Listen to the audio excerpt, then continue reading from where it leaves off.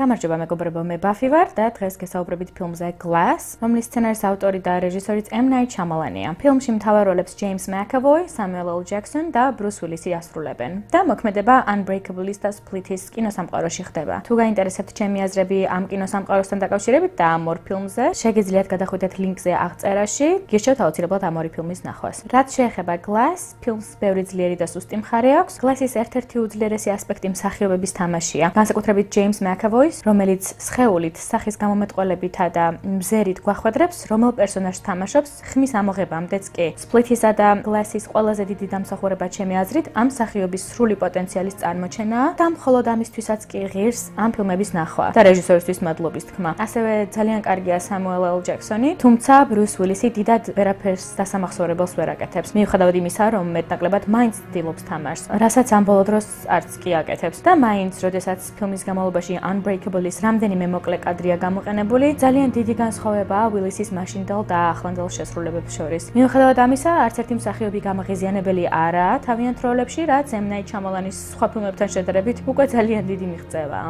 Plan on murdering me in my sleep? What? No. რაკიღა ფილმის დადებით ასპექტებზე ვსაუბრობ, არ შემიძლია არ აღვნიშნო, რომ ბევრი სცენა ძალიან საინტერესოდ იყო გადაღებული და გადაღების ყველა სტილს თავისი დანიშნულება ჰქონდა მთელი ფილმის განმავლობაში. ბევრი საინტერესო იდეაა ფილმში და set design-ი არასდროს ხდება მოსაწყენი საყურებელი. James McAvoy-ის პერსონაჟის ოთახში გადაღებული ერთ-ერთი მომენტი და ვარდისფერი ოთახის სცენა, სადაც სამივე პერსონაჟი ერთად იყრის თავს, ძალიან სახალისო საყურებელი იყო და ამ ორ სცენაში განსაკუთრებით იგრძნობოდა კამერის გამიზნული საინტერესო ქორეოგრაფია, ასე ვთქვათ. ასევე მომეწონა ის იდეა, რომ შესაძლოა ეს პერსონაჟები უბრალოდ ფსიქიურად დაავადებული არიან და Sarah Paulson-ის პერსონაჟის მიერ მათი ძალების ახსნაც საინტერესო და დამაინტრიგებელი იყო. მოვლენათა ამ ხაზით განვითარება ჩემი აზრით ბევრად უფრო საინტერესო და ჩასაფიქრებელი იქნებოდა მაყურებლისთვის. და სწორედ ახლა დროა გადავიდე ფილმის სუსტ მხარეებზე. ჩემი აზრით Glass-ის ყველაზე უარყოფითი ასპექტი სცენარია. თუ კი წინამორბედი ორი ფილმი ნანახი არ გაქვთ, წესიერად ნამდვილად ვერ გაიცნობთ ვერცერთ პერსონაჟს.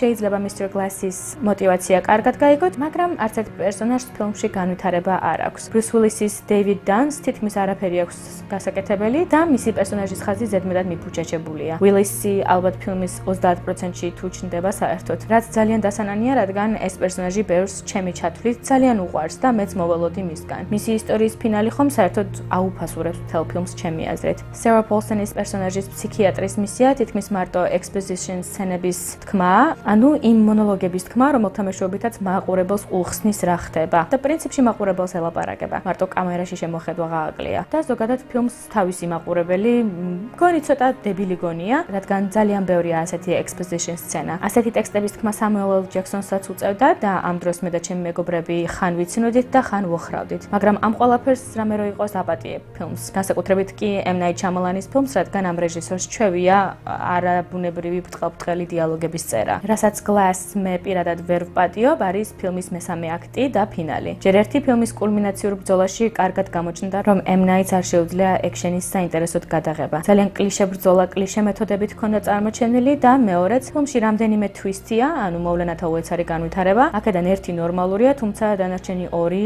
არა მარტო ამ, არამედ წინა ფილმებსაც კი უკარგავს ლოგიკას. წინა ფილმების მთელი ხიბლი კი ის არის, რომ რეალობასთან საკმაოდ ახლო ფანტასტიკას წარმოაჩენს რეჟისორი. აქ კი ეს ეფექტი მთლიანად იკარგება. მოკლედ M. Night-ს უნდა და მაყურებლის დაშოკვა და ეს მოახერხა კიდეც, თუმცა არა ისე როგორც ჩაფიქრებული ჰქონდა. სიმართლე ვთქვა, ძალიან იმედგაცრუებული ვარ და რაც მეც ვფიქრობ Glass-ზე, მით უფრო არ მომწონს ეს ფილმი. მოკლედ ასეთი იყო ჩემი აზრები და შთაბეჭდილებები და თუ კიდევ უფრო ღრმად გაინტერესებს ჩემი დამოკიდებულების გაგება ამ ტრილოგიის შესახებ, მე და ჩემმა მეგობარმა ჩავწერეთ პოდკასტი, ანუ ერთგვარი გადაცემა, სადაც სწორედ ამ ტრილოგიას განვიხილავთ თავისი სპოილერებით. ეს ჩვენი პირველი შედევრია და იცოდეთ, რომ ბევრს ვიცინით, სისურელეებზე ვღადავთ და ინგლისურ სიტყვებსაც ხშირად ვიშველიებთ. თანაც ეს ჩვენი პირველი პოდკასტი საათზე მეტ ხანს გრძელდება, ასე რომ თუ დიდი გზა გაქვთ გასავლელი სამსახურამდე, სკოლამდე ან უნივერსიტეტამდე, ან თუ ტრენაჟორების დარბაზში ვარჯიშისას რამის მოსმენა გინდათ, ორშაბათს ავტვირთავ ამ გადაცემას და იმედია იხალისებთ მაინც. თუ არა და ვისაც უკვე ნანახი გაქვთ Glass, ძალიან მაინტერესებს თქვენი აზრებიც და გამიზიარეთ. სულ ეს იყო მეგობრებო, როგორც ყოველთვის უღმესი მადლობა ყურადღებისთვის და მომავალ შეხვედრამდე.